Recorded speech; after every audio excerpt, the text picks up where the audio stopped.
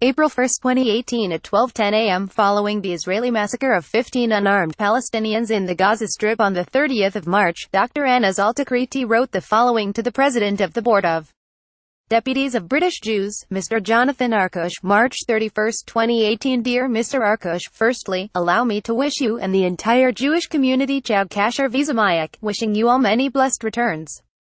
I am writing today to thank you and the Board of Deputies for your clear and unequivocal rejection of the Leave EU tweet on the 29th of March, in which the bearer of that account claimed to be against one form of discrimination and prejudice by promoting another.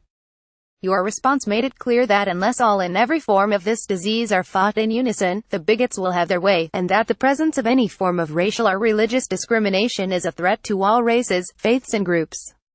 With that said, I was hugely disappointed with your tweet the very next day on Friday 30th of March, commenting on the events that surrounded the Grand March of Return in Gaza, and allow me to explain why.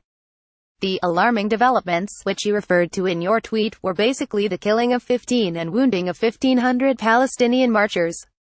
None of the tens of thousands that attended the march were armed, and there was absolutely no threat of the march crossing the borders of the Gaza enclave. No Israeli, soldier or civilian, was ever under threat, let alone harmed. Yet as all the live TV coverage, pictures and clips clearly demonstrate, the Israeli forces and its snipers saw fit to take potshots into the civilian crowd who were marching peacefully.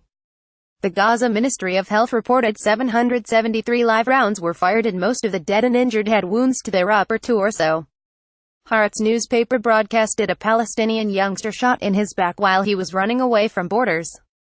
To not only deny the blatant truth but actually turn the truth on its head by claiming that the victim was the aggressor, and to appear as though you are justifying the killing of unarmed civilians, is problematic to say the very least and is a grave injustice to your earlier commendable tweet. One cannot help but draw parallels between the events on Friday and your comment, which coincide with the advent of Passover, which is hugely symbolic for the Jewish people breaking free from slavery, subjugation and oppression. How this could have escaped you is beyond me. Further, you claimed that this march was organized by Hamas.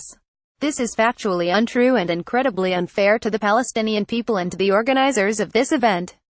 Everyone who followed the march from the very moment it was called for will know that it was a group of Palestinian youngsters, openly and undeniably non-partisan, who were behind this event, and your claim does an incredible injustice to a peaceful expression of longing for freedom and basic national rights which should otherwise be supported and encouraged.